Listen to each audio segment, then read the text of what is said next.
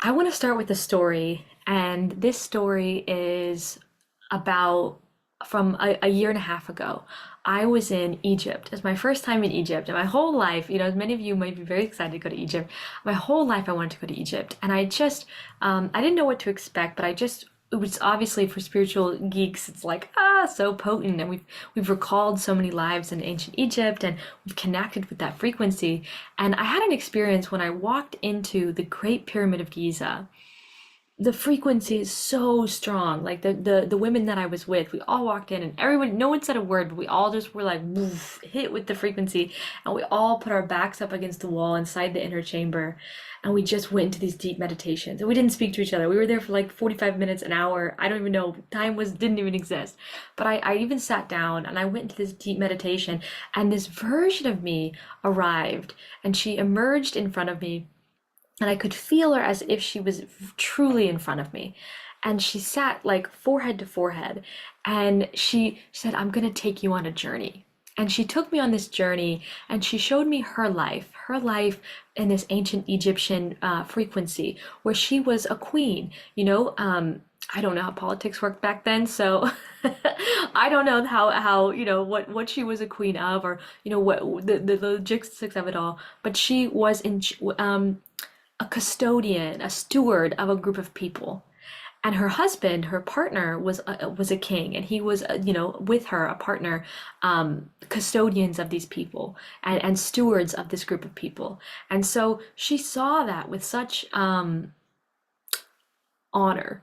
Like, she really, I could feel in her heart, and she showed me, like, as if I was her. She showed me what it was like to be in her frequency, and the way she viewed the perspective she had, of the way she cared for her people, and the way that she showed up as a leader, and then the way that she had this partnership. Because the thing was, at the time, I was traveling the world. I was in Egypt. I was having a beautiful time doing all of these things that I loved, in purpose, in pursuit of my mission, in pursuit of my purpose.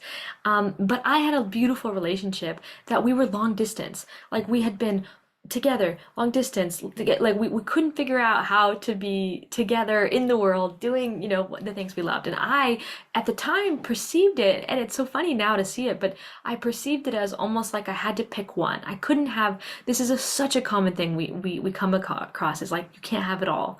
I had this mentality that, like, I couldn't have my partner and my girlies on the spiritual journey, trips and things like that. Like, I couldn't have it all, and I didn't know how it all could come together. I couldn't have my mission and my beautiful relationship all at the same time. Like, whoa, that was a lot. Like, how would that work?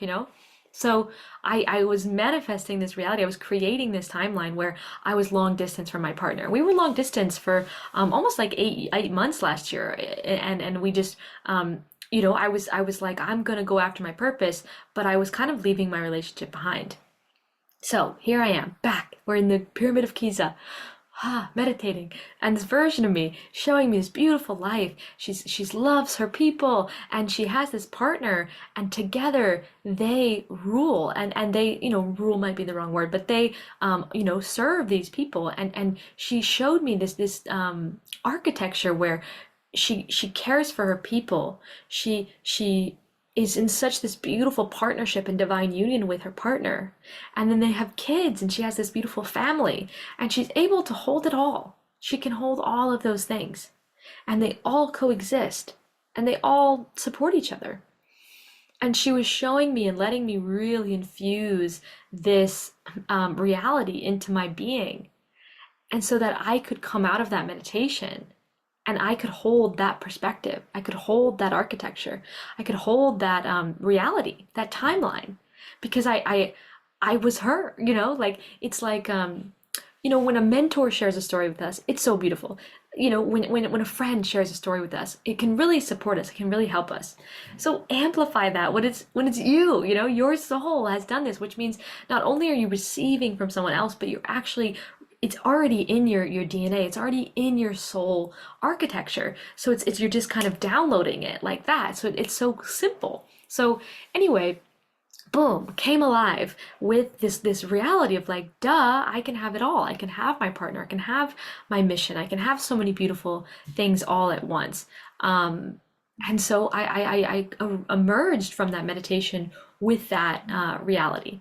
And it did take time, for the physical reality. It took us a few months to sort out where our home base was going to be and how we were going to come together. But I committed to that. And we ended up, moving to Bali at the time. And we were finally in the same place. And, you know, um, I was able to be doing my mission. And what was funny? As soon as we were together and I had his support, my mission amplified. I was more supported. I was more anchored and able to serve and do more. And it's actually amplified.